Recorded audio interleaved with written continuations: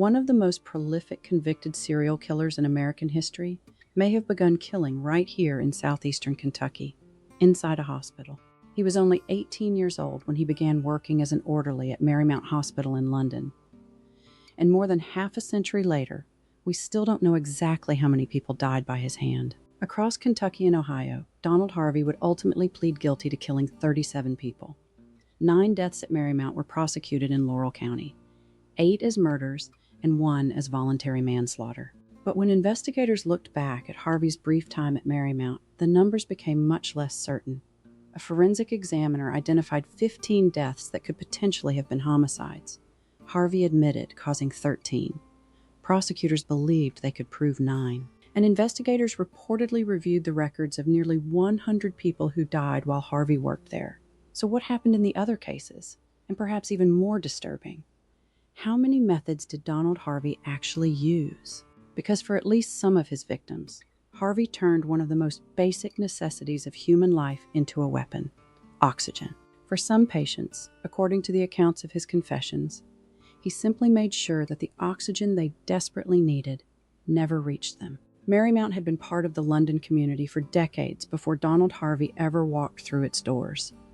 The hospital's history began in 1926, when Dr. H.V. Pennington established a hospital in London. In 1946, the Sisters of Charity of Nazareth purchased the facility and renamed it Marymount, Our Lady of the Mountain.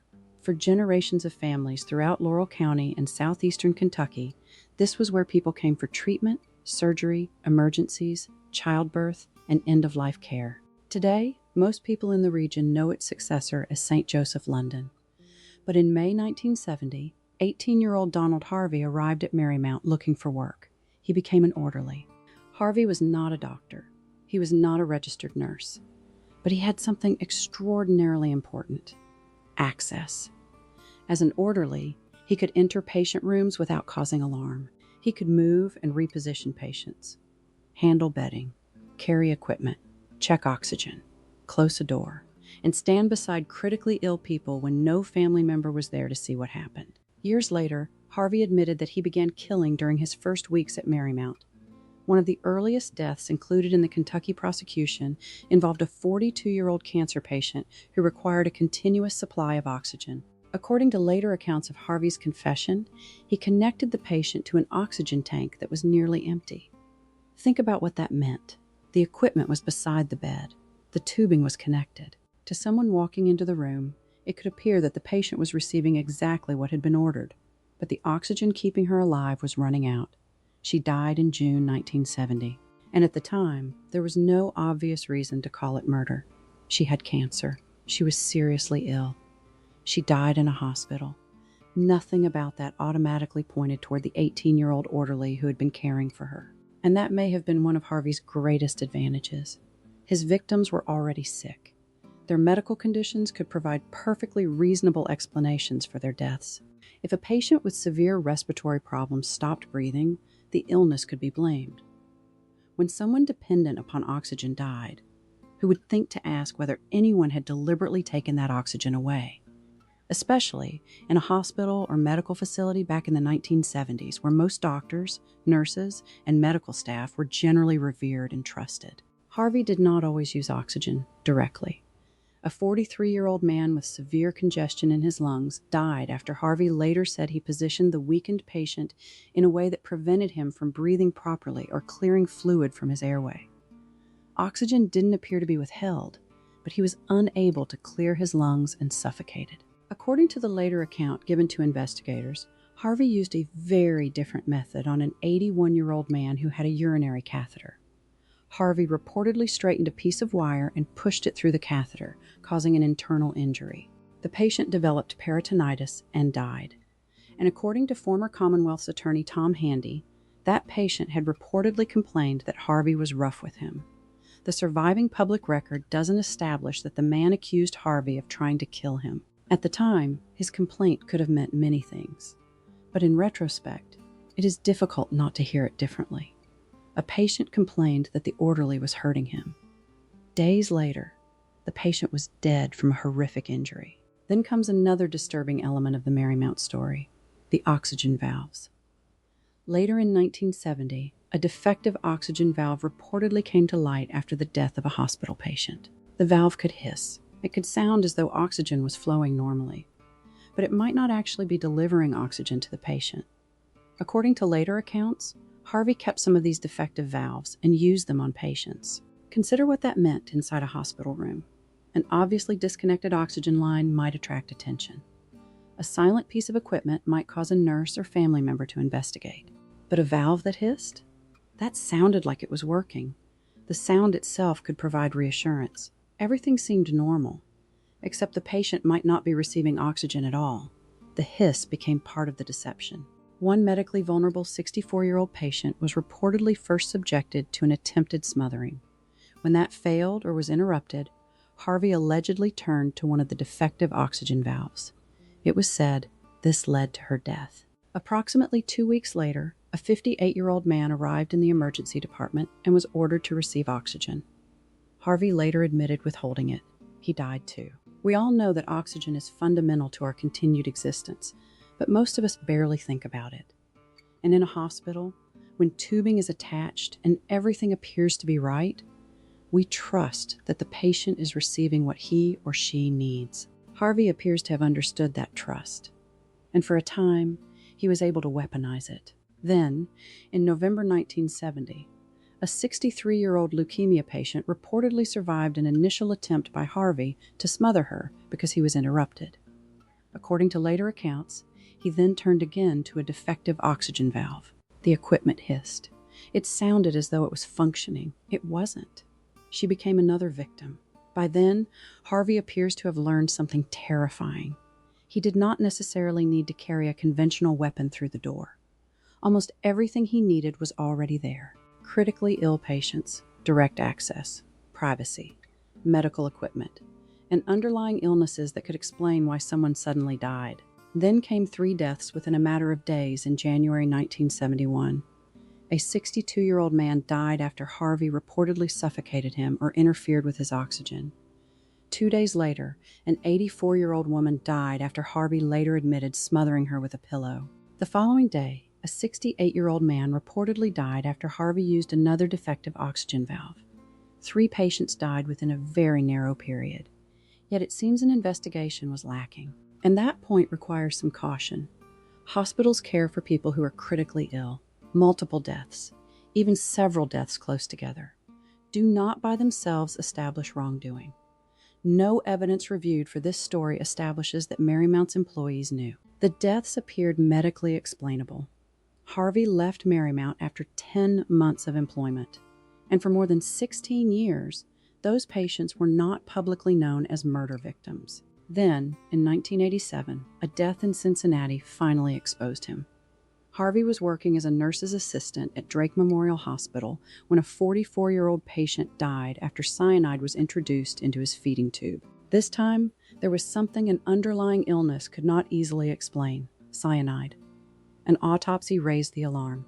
Investigators began looking at who had access to the patient, and Donald Harvey came under scrutiny. Then, investigators began looking backward, and Harvey started talking. And eventually, the investigation reached all the way back to London, Kentucky. Stacks of medical records were collected. A forensic examiner reviewed them. Laurel County investigators identified more than 90 people who had died at Marymount. 15 deaths were identified as potential homicides. Harvey admitted causing 13 of them. All 13 were among the suspicious cases. But prosecutors believed they had enough evidence to proceed in only 9. And this is where the Marymount story becomes something more than the story of 9 murders, because the numbers do not fit neatly together. Nearly 100 deaths reviewed, 15 considered potential homicides, 13 admitted by Harvey, 9 prosecuted. What happened in the remaining cases? Why were 4 deaths that Harvey admitted not prosecuted? Was there insufficient medical evidence after 16 years? Had records disappeared? Had the bodies been unavailable? And then there are the other 2 files. If the numbers are read literally, the examiner identified 15 suspicious deaths. Harvey admitted 13. So, what about the other 2? An admission from Donald Harvey cannot automatically be treated as unquestionable truth. He was a confessed serial killer. He was also an unreliable narrator. But that is exactly why the discrepancy remains so important. The true number of Marymount victims may never be known. Harvey sometimes tried to portray what he did as mercy. That is where descriptions such as Angel of Mercy enter the story. Many of his victims were elderly or seriously ill. Harvey sometimes claimed he was ending suffering. But the details of his crimes make that explanation difficult to sustain. According to accounts of his killings, some patients angered him, some resisted him, some complained about his treatment, some were even expected to improve. And his methods were not consistent with some single philosophy about ending suffering. They were acts that gave Harvey an extraordinary amount of control over whether another human being lived or died. Harvey himself later acknowledged the power involved in what he had done, and the consequences extend well beyond the deaths proven. Families believed they were placing loved ones in the care of people whose job was to help them, and overwhelmingly they were. But one employee was doing exactly the opposite. For some, 16 years passed before they learned the truth. Donald Harvey ultimately pleaded guilty in Kentucky to 8 murders and 1 voluntary manslaughter involving 9 Marymount patients. Across Kentucky and Ohio, he ultimately pleaded guilty to killing 37 people, placing him among the most prolific in American history. And even 37 may not represent the complete number. His plea agreements allowed him to avoid the death penalty. His known killings stretched from London to Cincinnati, but the complete number has never been established with certainty. At Marymount alone, nearly 100 deaths were reviewed from that 10-month period he was employed and whittled down to more than a dozen admitted, with less than that prosecuted. And we still don't know how many people from this region he actually murdered. We don't know exactly why oxygen deprivation was seemingly a preferred method of killing. A guess is that it was less detectable by coworkers and family. When we look at some of the methods of murdering he admitted to, they seem even more horrific. We don't know what happened in every patient room he entered or the exact suffering he may have caused. And we may never know whether some family in southeastern Kentucky still has a death certificate tucked away in a drawer, with a cause of death that tells only part of the story. Donald Harvey took whatever answers he still possessed with him. In March 2017, Harvey was found severely beaten inside his cell in Ohio. 2 days later, he died from massive head trauma.